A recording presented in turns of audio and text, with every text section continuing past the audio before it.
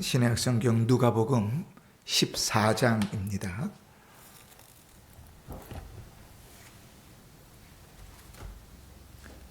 오늘 성경에 주보의 본문이 잘못 나왔는데 14장 6절까지가 아니라 7절부터 14절까지를 읽겠습니다.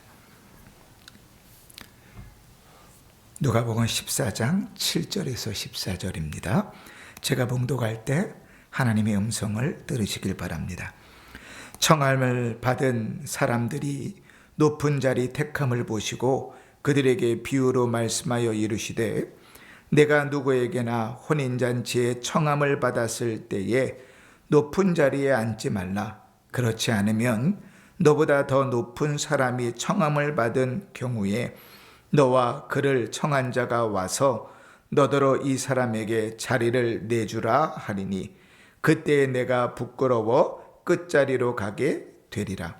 청함을 받았을 때에 차라리 가서 끝자리에 앉으라. 그리하면 너를 청한 자가 와서 너더러 벗이어 올라 앉으라 하리니 그때에야 함께 앉은 모든 사람 앞에서 영광이 있으리라. 무릇 자기를 높이는 자는 낮아지고 자기를 낮추는 자는 높아지리라.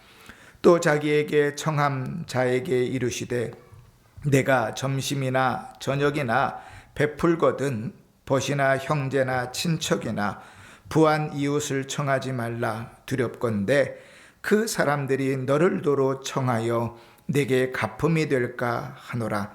잔치를 베풀거든 차라리 가난한 자들과 몸 불편한 자들과 저는 자들과 맹인들을 청하라. 그리하면 그들이 갚을 것이 없으므로 내가 내게 복이 되리니 이는 의인들의 부활시에 내가 갚음을 받겠음이라 하시더라.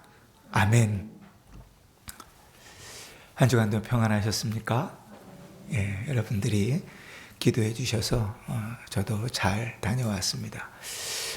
대만의 교회는 모르겠어요. 저는 장로교회만 이렇게 봤는데 대단히 견고하게 잘 서 있는 모습들을 봤습니다. 그래도 하나 되지 못하는 아직 연약함들도 여전히 있어서 예배를 드릴 때 대만인들 예배가 따로 있고 또 중국 본토인들 예배도 이렇게 따로 이렇게 모이는 그런 모습들을 보면서 물론 언어도 약간 좀 다르니까 그럴 수 있겠지만 또 이 대만의 교회도 숙제가 좀 많구나 하는 생각들도 좀 하게 됐습니다. 여러분들은 어떠셨습니까? 지난 한 주간 주일에 들은 말씀들을 기억하시고 또 살아오는 삶 중에 믿음으로 사는 일이 쉽지 않다는 사실들을 혹시 좀 경험하게 되셨습니까? 또 쓰러지고 실패하고 넘어지던 그 자리에서 주님의 탄식을 경험하고 기억하면서 다시 일어나게 되는 경험도 하셨습니까? 기도하시면서 그러한 말씀의 일들을 삶 속에 경험하는 일은 참 복된 일이라 그렇게 생각됩니다. 이러한 두 가지 귀한 교훈들은 우리를 믿음의 삶을 살아갈 때 노심초사하지 않고 오히려 주 안에서 더 자유를 누리며 믿음의 삶들을 살아가게 합니다. 지난 한 주간 그렇게 살아오셨다면 그 삶들이 이제 마중물이 되셔서 남은 삶들도 더 풍성하게 사실 수 있기를 바라고 지난 한 주간도 그냥 말씀을 잊어버리고 사셨다면 이제는 다시금 그 말씀을 기억하며 믿음으로 잘 살아가는 복된 은혜가 있기를 다시 한번 주의 이름으로 축원합니다. 아멘. 오늘 우리가 읽은 본문은 사실은 1절부터 시작되는데요. 1절부터 6절까지는 안식일에 대한 가르침입니다. 우리가 13장에서 안식일에 대한 가르침을 좀 살펴본 적이 있지요.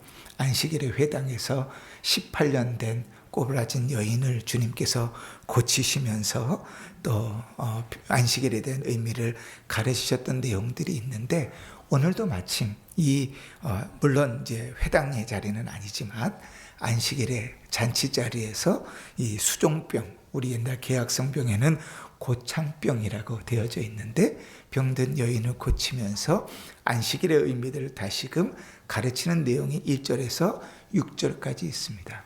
이 수종병, 고청병이라는 것은 우리가 잘 알 수도 있고 모를 수도 있는데 우리의 신체, 몸에서 세포나 조직이나 또한 그 체강에 혈액 속에 있는 액체 성분 있잖아요. 그걸 이제 혈장이라 그러는데 이 혈장이 비정상적으로 많이 축적이 돼가지고 몸이 팅팅 붓는 게 이 고창병, 수종병입니다. 이 여인을 주님께서 고치신 거죠. 그러면서 안식일의 의미들을 다시 가르치신 장면으로 시작하십니다. 그렇게 안식일에 대한 의미를 가르치신 후에 그 자리에서 주님께서 두 가지에 대한 가르침을 말씀하고 계세요. 하나는 겸손에 대한 가르침이고 또 하나는 섬김에 대한 가르침입니다. 오늘은 이 두 말씀을 가지고 은혜를 나누려고 합니다. 여러분, 겸손하다는 것은 너무나 잘 아는 거죠. 신앙이 없어도 사실은 인생사의 큰 가르침은 겸손하라는 것 아니겠어요? 벼는 익을수록 고개를 빳빳이 세우죠. 고개를 숙인다. 이 속담이 출처가 어딘지 모르지만 하여간 우리에겐 너무나 익숙하고 모두가 다 아는 속담이잖아요. 겸손이라는 것은 세상 사람들의 덕목입니다. 그죠? 그런데 반대로 생각해 보면 겸손이 덕목이라는 것은 사람의 본성은 겸손하지 않다는 거예요. 나이가 들수록 사람은 겸손해지지 않아요. 지위가 올라갈수록 사람은 겸손해지지 않아요. 돈이 많아질수록 사람은 겸손해지지 않아요. 그런데 그것이 법칙이 아니라 우리 인간의 본성입니다. 잘 배웠다고 겸손해지나요? 그렇지 않아요. 많이 가지고 누리며 살았다고 겸손해지나요? 그렇지 않아요. 세상은 높은 자리를 추구하고 또 스스로 자기를 내세우고 인정받기를 바라요. 자기가 인정받지 못하는 것처럼 끔찍하게 여기는 게 없어요. 그러니까 무슨 얘기가 나오면 자기가 인정받아야 되는 걸 내 얘기로 끝나야 되는 게 사실은 세상사입니다. 더욱이 우리나라는 유교적인 전통이 아주 뿌리 깊게 내어져 있는 그런 사회이잖아요. 체면이 되게 중요하고 서열이 되게 중요해요. 목사들이 모여도요, 목사들끼리 모이면 제가 저희 노회에 처음 이제 교회 와가지고 들어왔는데 목사님들 모임에 갔어요. 목사님들 모임에 갔는데 제일 처음 받았던 질문이 이거였어요. 몇 기야? 그러셨어요. 몇 회 졸업생이냐는 거죠. 예, 이제 50회입니다. 학부 몇 회, 신학교 몇 회 졸업생이냐는 거예요. 그러니까 이제 보통 그 몇 회 졸업생으로 이제 이 친구가 어느 정도의 위치에 있구나를 나눠요. 사모님들끼리 모여도 마찬가지예요. 제 동기 목사님들과 여러 가정이 함께 바닷가로 이제 휴가를 간 적이 있었는데요. 사모님들은 같이 교제해 본 적이 없잖아요. 사모님들이 딱 모였는데 모여서 제일 먼저 하는 게 서열을 나누는 거더라고요. 누가 나이가 많은지 적은지 쫙 정리해가지고 아주 순식간에 정리가 딱 끝나더라고요. 우리나라는 체면이 중요하고 서열이 중요합니다. 나이가 어려도요, 체면이 더 중요해. 서열이 되게 중요한 것이 우리 사회예요. 그래서 공동체 안에서 자기의 위치와 권위를 주장하려는 유혹은 우리에게 언제나 있습니다. 예수님은 그런 우리에게 구원하신 우리에게 그 본성을 넘어 신자는 겸손해야 된다고 가르치고 계시는 거예요. 오늘 11절 말씀을 보시면 주님 이렇게 말씀하시죠. 무릇 자기를 높이는 자는 낮아지고 자기를 낮추는 자는 높아지리라. 이렇게 말씀하세요. 그죠? 근데 여러분, 이 말씀은 우리가 잘 봐야 돼요. 주님께서 낮아지라고 명령하고 계신가요? 말씀을 다시 11절을 보십시다. 무릇 자기를 높이는 자는 낮아지고 자기를 낮추는 자는 높아지리라. 주님께서 낮아지라고 명령하고 계시는 게 아니에요. 야, 너는 원래 태생이 교만해. 그러니까 너는 겸손해야 돼. 낮아져야 돼. 라고 말씀하시는 게 아니라 천지를 지으신 하나님의 법칙, 주님의 나라의 법칙에는 무엇이 명제이냐면 자기를 높이는 사람은 낮아지고 자기를 낮추는 사람은 높아지는 것이 하나님 나라의 법칙이라고. 하나님 나라는 세상과 달라요. 그러니 주님의 나라에서는 늘 무엇이 정상이에요? 낮추는 게 정상이에요. 섬기는 게 정상이에요. 야고보 사도는 우리에게 이렇게 말씀하세요. 야고보서 14장 10절에 주 앞에서 낮추라 그리하면 주께서 너희를 높이시리라. 그 법칙을 성사되게 하는 것이 뭐냐 하면 하나님의 능력이에요. 우리를 겸손하게 하고 우리를 낮추며 살아갈 때 우리의 본성을 거스러 신자다운 모습으로 주님을 닮아 그 모습으로 살아갈 때 주님께서 우리를 높이시는 게 하나님 나라의 법칙이라고요.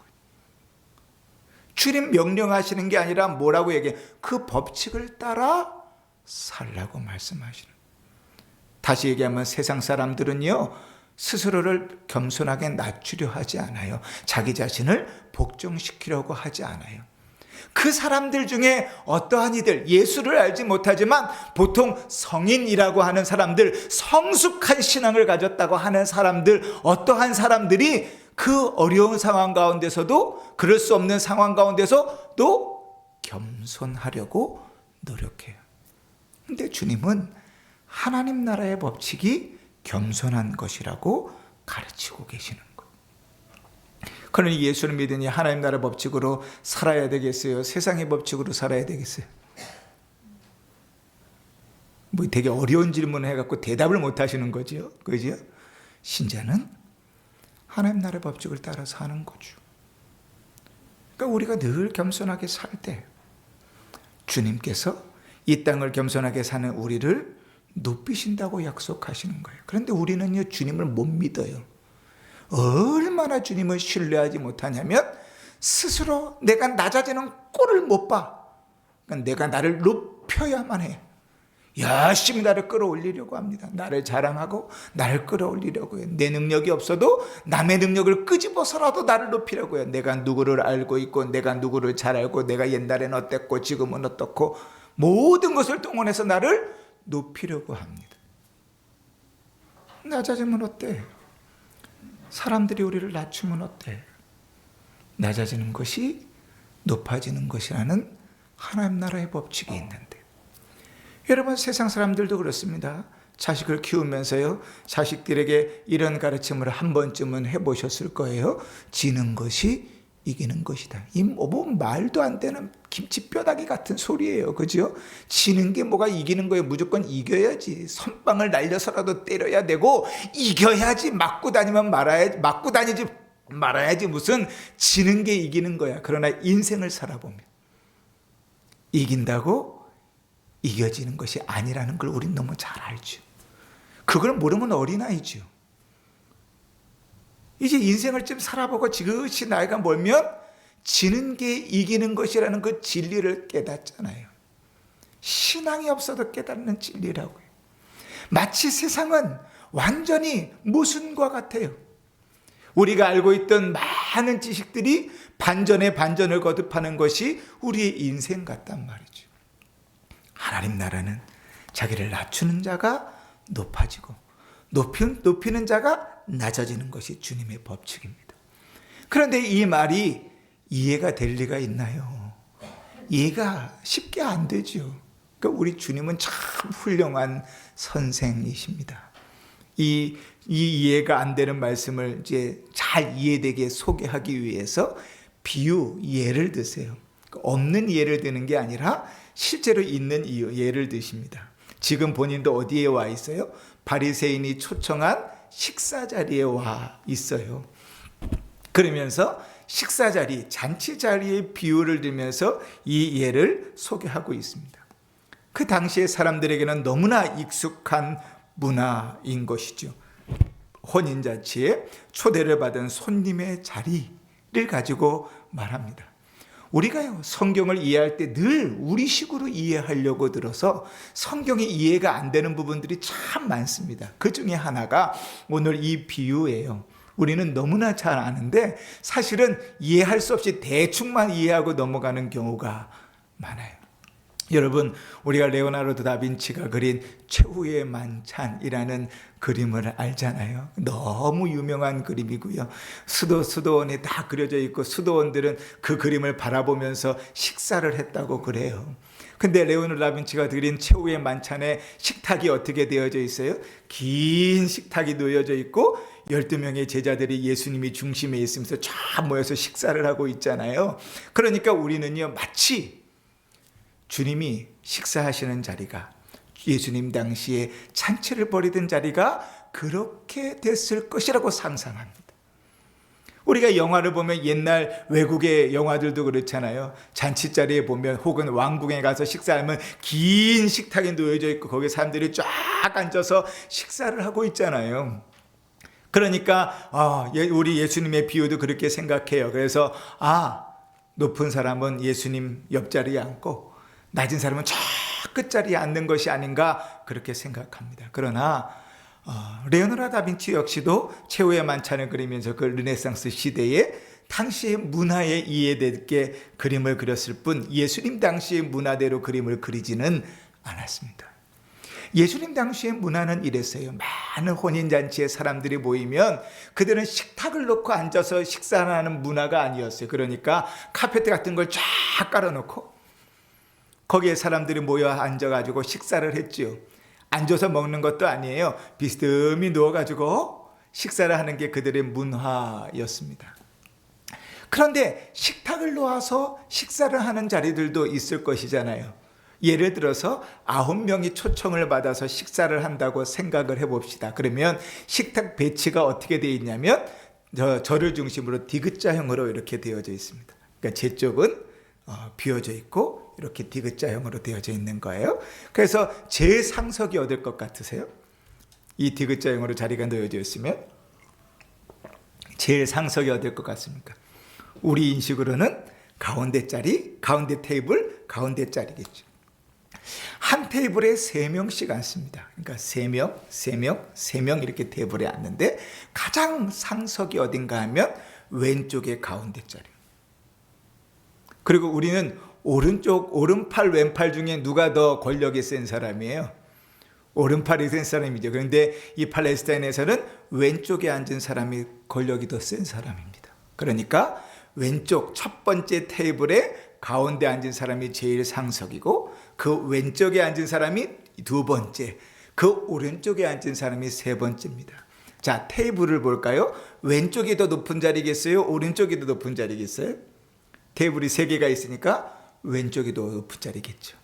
그 왼쪽 높은 테이블에서도 상석은 어디라고요?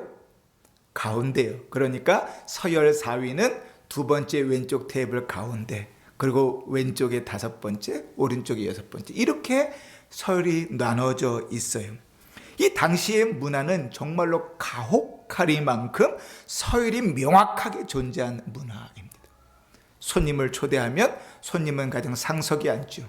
그리고 손님을 초대한 그 주인은 왼편이나 오른편에 앉습니다. 그리고 다른 사람들은 자리들을 앉는데 다 서열이 정해져 있어요. 예수님께서 그 얘기를 하고 계시는 겁니다. 잔치 자리에 모였는데 그렇게 명확하리만큼 잔치에 서열이 나누어져 있어요. 그런데 오늘 본문에 보니까 8절에 그 잔치가 어떤 잔치인가 하면 혼인잔치입니다. 그러니까 9명 정도만 초청됐을 일은 없겠지요. 그죠? 많은 사람들이 초청됐을 거예요. 그러니까 카페트를 깔아놓고 많은 사람들이 있을 텐데 그럼에도 불구하고 가장 주인공인 상석, 신랑 신부는 가운데에 식탁을 자리해 놓고 앉습니다. 그리고 신랑 신부를 중심으로 왼쪽에 이제 신랑 신부 쪽의 부모님이나 또 유력한 사람들, 권력을 가진 사람들이 또 모여서 앉습니다. 그리고 오른쪽에 앉고 그런 형식으로 자리를 놓여서 앉는 곳이죠. 근데 예수님 비유를 드십니다. 어떤 사람이 왔는데 스스로를 어떻게 생각하는 거예요? 나는 이 집안하고 너무 잘 알아.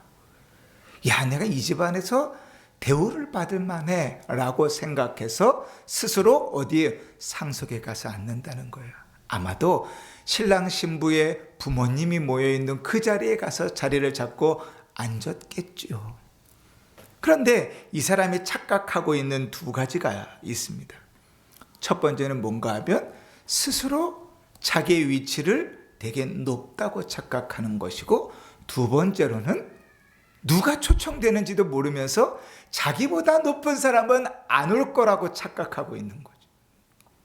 스스로 높은 자리에 가서 앉습니다. 예수님께서 그 비유를 드시면서 이렇게 얘기하십니다. 너보다 높은 사람이 오면 주인이 와서 이 자리는 당신의 자리가 아닙니다 라고 쫓겨나면 그 잔치에 모인 사람들 앞에서 얼마나 창피하겠느냐. 차라리 어디 가서 앉아라? 저기 말석에 가서 앉아라. 그러면 주인이 와서 아니 왜 여기 왜 앉아 계십니까? 위로 오십시오라고 모셔갈 텐데, 그러면 다 사람들이 당신이 참 존귀한 사람이라는 것을 알게 될 것이다. 그러면서 이 얘기를 하시는 거예요. 스스로 자기를 겸손하게 낮추라고 이야기하시는 것이죠. 여러분, 겸손은 우리의 삶 가운데서 드러나는 것입니다. 겸손은 우리의 말 속에 드러납니다. 겸손은 우리의 삶의 행동에 묻어나는 거예요. 겸손하지 않은 사람이 겸손한 척 노력할 수는 있어도 그 본성이 불현듯 툭툭 드러납니다. 말 속에 드러나고 행동 속에 드러납니다. 말로 무수히 많이 말해도 소용없어요. 그 사람의 삶을 보면 그 사람을 압니다. 제가 늘 강조하잖아요. 신앙은 뭘 보면 알아요? 그 사람 말 보면 하지 않고 그 사람 삶 보면 알아요. 제가 늘 예배 드리는 모습 보면 신앙 정확하게 나와요. 왜냐하면 그게 시작이고 기본이니까요.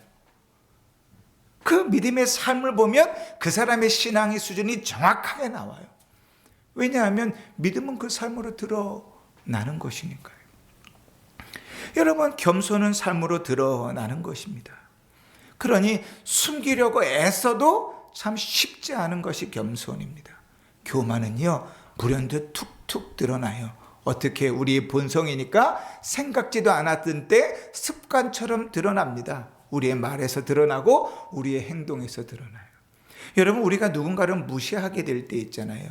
그 무시하는 말은 말 속에서 툭툭 드러나요. 그 행동들은 삶 속에서 드러납니다. 그런데 자기는 몰라요. 남들은 다 알아도. 쉽지 않죠. 자기가 교만하다는 사실이 사람들에게 잘 알려집니다. 그래서 우리가 내 신앙의 수준을 확인하려면 정말 물어봐야 돼요. 나하고 친한 사람들, 나를 잘 아는 사람들, 혹은 나를 잘 모르는 사람들의 소리에 귀를 기울일 줄 알아야 돼요. 내가 겸손한가? 교만한가? 또 겸손은요, 또 그런 부단한 노력을 통해서 그 삶을 바꾸기도 합니다. 예수 그리스도로 말미암아 구원하던 성도요, 우리의 본성은 참으로 교만한 자이잖아요. 그런데 그 교만은요, 주님께서 우리를 구원하심으로 인하여 이미 그 씨앗들이 자랄 준비가 되었습니다. 왜냐하면 주께서 우리를 구원하실 때 우리가 구원하는 회개의 시작이 뭘로 시작되죠? 겸손으로 시작됩니다. 하나님, 나는 아무것도 아닙니다. 주님, 나는 죄인입니다. 주님, 주께서 나를 구원하시니 감사합니다. 거기서부터 구원이 시작되니까 겸손의 씨앗은 이미 우리에게 뿌려졌어요.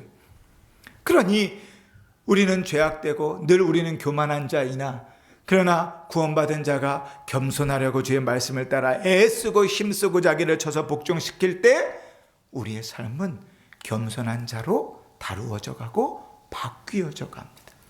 우리의 말이 바뀌어져 갑니다. 우리의 행동이 바뀌어져 가죠.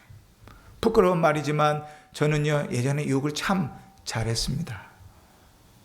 정말 막 마음에 안 들면 막 10원짜리 20원짜리 쌍팔년도에 막 이래가면서 막 욕을 잘했어요. 왜냐하면 저희 어머니가 욕을 참 잘하셨거든요. 근데 어느 날 어머니가 욕을 하는 모습을 듣는데 사춘기 때인데 너무 싫은 거예요. 근데 나도 싫은데 내가 이야기하는 욕을 듣는 사람은 좋겠어요? 내 욕하지 말아야 되겠다. 마음을 먹고 입에서 그 욕이 자연스럽게 튀어나오지 않는 데까지 고치는데 6개월이 걸더라. 쉽지 않아요. 그래도요, 군대에서 죽을 만큼 맞으니까 욕이 이만큼 튀어나오긴 하더라고요. 여러분, 우리의 삶이요, 쉽게 바뀌지는 않습니다. 그러나 우리가 예수를 믿고 우리가 주의 말씀을 따라 겸손하려고 나를 쳐서 복종시킬 때 우리의 말이 바뀌고 우리 마음도 우리의 삶도 바뀌어져 갑니다. 그러니 구원받은 성도는 겸손해야 되고요. 구원받은 성도는 겸손하도록 노력해야 됩니다. 인간은 타고난 본성이 교만하거든요. 우리가 창세기 1장에 처음 아담과 하와의 타락의 모습을 볼 때 우리는 너무나 명확하게 보잖아요. 그 교만함이 어떤 것인가. 타락한 이후에 인간이 얼마나 교만한 걸 보잖아요. 하나님도 이겨먹을 수 있다고 생각한단 말이죠. 그러나 기억하십시오. 우리가 구원받은 것은 겸손함의 시작이잖아요. 그러니 그렇게 구원받은 자로서 겸손은 구원받은 자의 첫 선물이자 우리의 삶 가운데 맺어져야 된 열매인 것입니다. 그래서 사도 바울은 예수님께서 친히 보이신 그 겸손의 모본을 우리 마음속에 담으라고 권면했던 것이죠. 너희 안에 이 마음을 품으라. 곧 그리스도 예수의 마음이다. 이렇게 말이죠. 여러분, 우리 자신을 한번 돌아보십시다. 이 말씀 앞에서 우리 자신을 돌아보는 은혜가 있기를 바랍니다. 우리는 삶에서 높은 자리를 추구하는 마음은 없는지, 인정받으려는 욕구는 없는지, 늘 남을 짓누르려는 마음은 없는지 돌아보기를 바랍니다. 가정에서, 직장에서, 교회에서, 그리고 우리가 속한 사회 공동체에서 우리는 얼마나 겸손한 마음으로 다른 사람을 섬기고 살아가고 있는지. 혹 행여나 스스로 낮추는 것이 결코 약함이 아닌데 약함이라고, 부족함이라고, 또 사람들이 무시할 것이라고 생각해서 그것을 견디지 못하고 산다면 예수를 만날 수 있기를 바랍니다. 구원의 은혜가 있기를 바랍니다. 그리고 주를 따라 겸손할 수 있기를 바랍니다. 스스로 낮추는 것은 결코 약함이 아니라 오히려 하나님께서 주시는 진정한 강함과 영광의 기림을 믿고 그 믿음으로 걸어가는 은혜가 있기를 주의 이름으로 축원합니다. 두 번째로 우리가 또 말씀을 나누고 싶은 건 섬김에 대한 말씀이죠. 예수님은 자기를 청한 바리새인의 집에서 이 말씀을 하고 계세요. 잔치의 비유를 드신 것도 그렇지만 초대의 비유를 그렇게 하십니다. 그러니까 사실 저 같으면 되게 뻘쭘했을 것 같아요.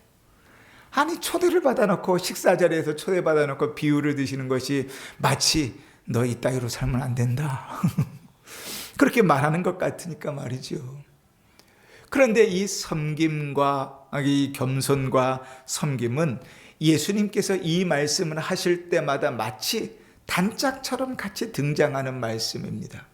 다른 상황에서도 주님께서 우리가 11절의 말씀과 같은 말씀을 가르치신 적이 있습니다. 마태복음 23장에 보면 주님께 이렇게 말씀하세요. 누구든지 자기를 높이는 자는 낮아지고 누구든지 자기를 낮추는 자는 높아지리라. 그런데 이 말씀 바로 앞에 주님 이렇게 얘기하세요. 너희 중에 큰 자는 너희를 섬기는 자가 되어야 하고 되어야 하리라. 그러니까 섬김과 겸손은 마치 단짝 같아요. 주님께서 식사의 자리에 그들을 초대하시면서 이 얘기를 하시는 것은 이 두 가지가 떨어질래야 떨어질 수 없기 때문에 그렇습니다. 여러분, 당시의 식사의 자리는 단순히 밥 먹는 자리가 아니었습니다. 우리나라 사람들은 밥 먹는 데 대단히 진심이죠. 그죠? 그래서 줄을 서서 밥을 먹기도 하고, 유명한 식당이라 그러면 30분 1시간을 줄 서 기다리면서 밥을 먹기도 하고, 심지어는 인사로 식사하셨습니까? 그렇게 인사하기도 하죠. 그리고 헤어질 때도 우리 언제 한번 밥 한번 먹자, 그리고 헤어지기도 합니다. 우리는 밥 먹는 것이 되게 진심인 나라입니다. 밥 먹는 것이 큰 의미가 없지만 또 때로는 밥 먹는 것이 친밀함의 의미이기도 하니까요. 그런데 당시의 팔레스타인의 문화는 밥 먹는 건 단순히 밥 먹는 것 이상의 의미를 가졌습니다.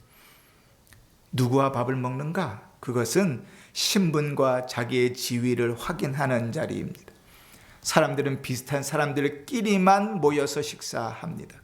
때로는 가능하다면 자기보다 높은 지위에 있는 사람들과 함께 식사를 하려 합니다. 그래서 누구를 과시해요? 나를 과시하려고 해요.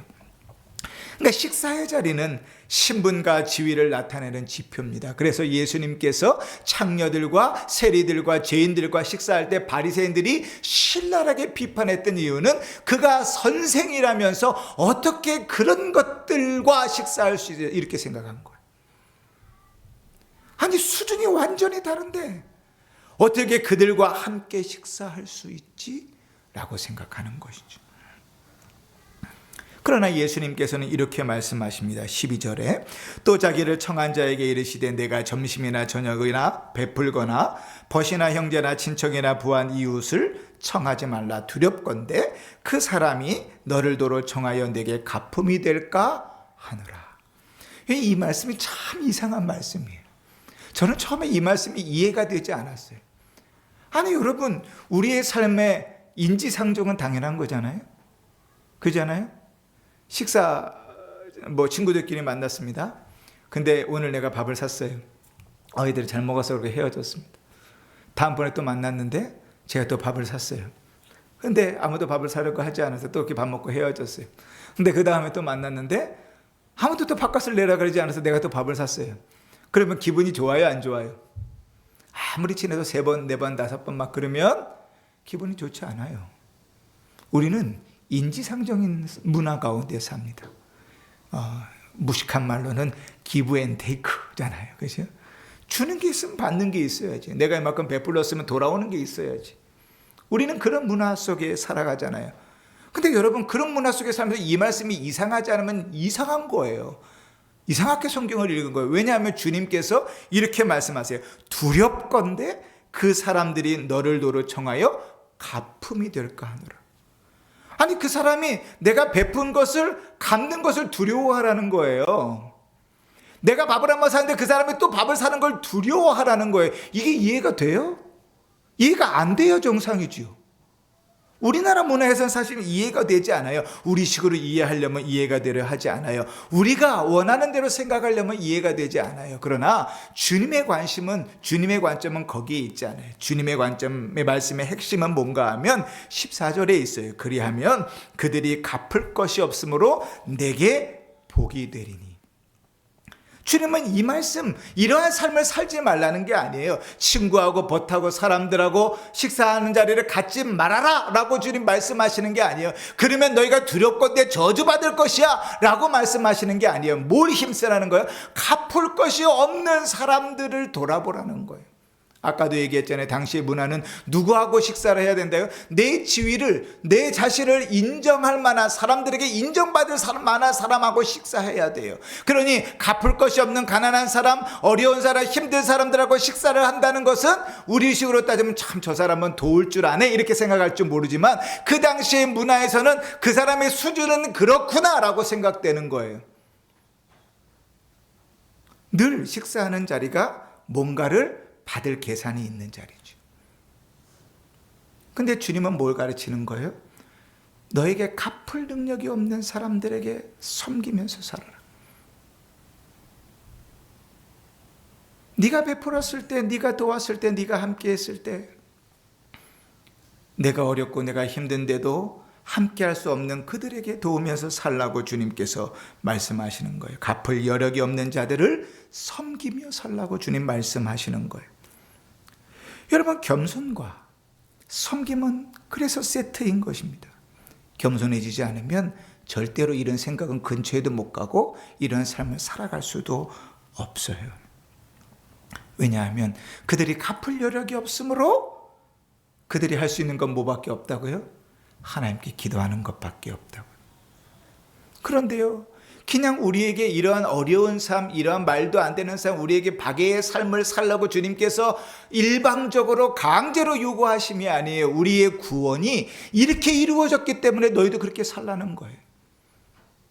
로마서의 말씀에 우리가 아직 죄인이었을 때, 우리가 죄인인지도 모르고 우리가 갚을 능력도 없는 우리의 구원이 주님 앞에 갚아질 자격도 능력도 생각도 없을 그때 그리스도께 우리를 구원하셨잖아요. 우리는 태생부터, 우리는 시작부터 그렇게 구원의 은혜를 입고 산 자들이라고요. 그 구원의 은혜를 입고 산 자가 그 구원의 은혜를 따라 사는 것은 대단히 당연한 삶이죠. 도울 수 없는 자를 돕는 건 복입니다. 늘 섬기는 건 복입니다. 왜 복인가? 성경을 통해 우리는 두 가지 답을 얻을 수 있어요. 첫 번째 뭔가 하면 예수님께서 그런 자들에게 섬기는 그것을 자기에게 한 것으로 인정해 주시기 때문에 그렇습니다. 마태복음 25장에 너희가 여기 내 형제 중에 지극히 작은 자 하나에게 한 것이 곧 누구에게 한 것이라? 내게 한 것이라. 그 지극히 작은 자는 누구예요? 꼬마에게 얘기하는 겁니까? 이서에게 열심히 하면 주님께 하는 겁니까? 아니죠. 갚을 여력이 없는 사람들, 힘든 자들, 받을 것을 계산하지 않고 우리의 구원의 은혜에 감사하고 주님의 말씀을 따라 순종할 수 있는 것, 그 삶을 주님은 나에게 한 것으로 봐주시는 거죠. 두 번째는 주님께서 뭐라고 얘기하십니까? 14절에 보니까 이는 의인들의 부활 시에 내게 갚음을 받겠음이라. 주님 이렇게 말합니다. 의인의 부활 시에 갚음을 받는다는 것은 이 땅에서 받는다는 겁니까? 천국에서 받는다는 겁니까? 그래, 천국에서 받는다는 거예요. 우리가 천국에서 받는다는 것을 다른 말로 뭐라 그러죠? 하늘의 상급이라고 그래요.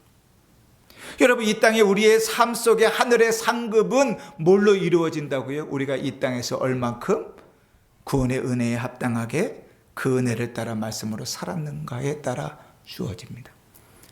제가 장례 예배 때마다 가끔씩 나누는 말씀 가운데 요한계시록의 말씀이 있어요. 14장 13절 말씀에 의인의 죽음은 지금 이후로 죽는 자들은 복되도다. 그의 행함이 따름이라 그래. 여러분, 우리의 삶 속에요, 우리가 믿음으로 살아가고 말씀으로 순종하고 살아가고 갚을 수 없는 자를 섬기며 살아가는 삶, 이것이 얼마나 쉽지 않은지 몰라요. 아까도 얘기했지만 우리는 인지상정에 익숙해요. 내가 계속 줬는데 안 주면요 상처를 받아요, 삐져요, 화를 내요. 그게 익숙해요. 여러분, 우리가 제일 못하는 게 뭔지 아세요? 밑 빠진 독에 계속 물 붓는 것, 이거 못해요. 우리는 물을 부었으면 결과가 보여야 돼요. 내가 베풀었으면 베품을 받아야 돼요. 이래야 우리는 살아가요. 그런데 주님 뭐라고 얘기하세요? 밑 빠진 독에 물을 부으라고 얘기하세요. 계속 밑 빠진 독에 채워지지 않아도 계속해서 물을 부으라. 그 가운데 보람을 느끼지 못해도 그 일을 하면서 살아라. 상급은 어디에 있다고요? 하늘에 있다고요. 마치 내게 하듯이 밑 빠진 독에 불을 부으라고 얘기하세요.